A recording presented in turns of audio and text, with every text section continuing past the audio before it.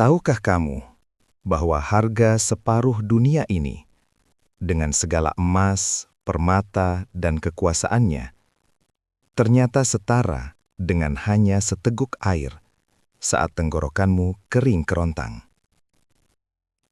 Dalam sejarah panjang peradaban Islam, ada satu momen hening yang meruntuhkan kesombongan seorang penguasa terhebat di zamannya. Bukan melalui pedang, bukan melalui pemberontakan, melainkan melalui sebuah pertanyaan sederhana tentang air yang kita minum setiap hari. Harun al-Rashid, nama yang menggetarkan dunia timur dan barat. Khalifah dari dinasti Abbasiyah ini memimpin sebuah imperium yang membentang dari pasir Afrika hingga gerbang Asia Tengah. Di bawah kepemimpinannya, Baghdad menjadi pusat dunia, kota 1001 malam di mana ilmu pengetahuan dan kekayaan berkumpul. Ia adalah simbol kekuasaan absolut, di mana titahnya adalah hukum yang tak terbantahkan bagi jutaan manusia. Suatu hari, sang khalifah memutuskan untuk meninggalkan kenyamanan istananya demi sebuah perburuan di padang pasir. Didampingi para wazir dan pengawal setia, Harun al-Rashid memacu kudanya menembus lautan pasir. Namun, gurun memiliki hukumnya sendiri. Di sini, pangkat dan jabatan tidak bisa menahan teriknya matahari yang membakar kulit dan mengeringkan kerongkongan. Sang raja, meski berkuasa atas manusia, tetaplah hamba yang lemah di hadapan alam. Matahari semakin tinggi, dan panasnya gurun mulai menyiksa. Rasa haus yang dahsyat menyerang sang khalifah. Tenggorokannya terasa seperti terbakar api. Dalam kondisi ini, seluruh emas di perbendaharaan negara tidak memiliki arti apa-apa dibandingkan dengan kebutuhan biologis yang mendesak. Rasa haus itu merenggut wibawanya, mengubahnya dari seorang penguasa dunia menjadi sekadar manusia biasa yang sangat membutuhkan pertolongan. Ketika rasa haus itu hampir tak tertahankan, seorang pelayan datang membawa segelas air dingin. Bagi Harun al-Rashid saat itu, gelas tersebut lebih berkilau daripada mahkotanya sendiri. Ia mengulurkan tangannya dengan gemetar, siap untuk meneguk kenikmatan yang akan memadamkan api di tenggorokannya. Namun, sebelum bibirnya menyentuh tepi gelas, sebuah suara menginterupsi momen sakral tersebut.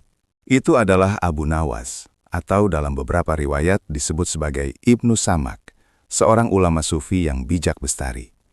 Ia hadir bukan sebagai penghibur, melainkan sebagai cermin kejujuran bagi sang raja. Dengan lembut namun tegas, ia meminta izin untuk mengajukan sebuah pertanyaan sebelum air itu membasahi kerongkongan sang khalifah. Sebuah pertanyaan yang akan mengubah cara pandang sang raja terhadap kekayaannya selamanya. Abu Nawas bertanya, "Wahai Amirul Mukminin, seandainya engkau berada dalam kondisi sangat kehausan seperti ini, dan air itu ditahan darimu, berapakah engkau rela membayar untuk mendapatkannya?" Pertanyaan ini sederhana, namun menusuk langsung ke jantung ego manusia. Ia memaksa sang raja membayangkan sebuah skenario di mana kekuasaannya tidak berlaku dan nyawanya bergantung pada seteguk air itu. Sang khalifah terdiam sejenak. Ia membayangkan rasa sakit kematian akibat kehausan. Ia menyadari bahwa tanpa air itu, ia akan mati. Dan jika ia mati, kerajaannya akan runtuh atau jatuh ke tangan orang lain. Nyawanya adalah aset terpenting yang ia miliki saat ini. Logika kekuasaan pun runtuh di hadapan naluri bertahan hidup. Dengan jujur, Harun al-Rashid menjawab, "Aku akan memberimu separuh dari kerajaanku." Bayangkan itu, separuh dari kekayaan dunia, separuh dari pajak yang dikumpulkan dari jutaan rakyat, separuh dari istana-istana megah.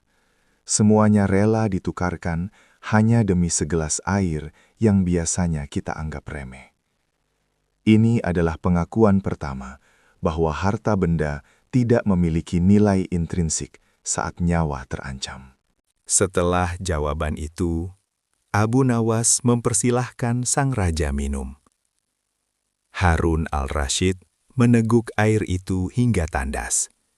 Rasa segar mengalir ke seluruh tubuhnya, mengembalikan tenaganya. Namun, pelajaran sufi ini belum selesai.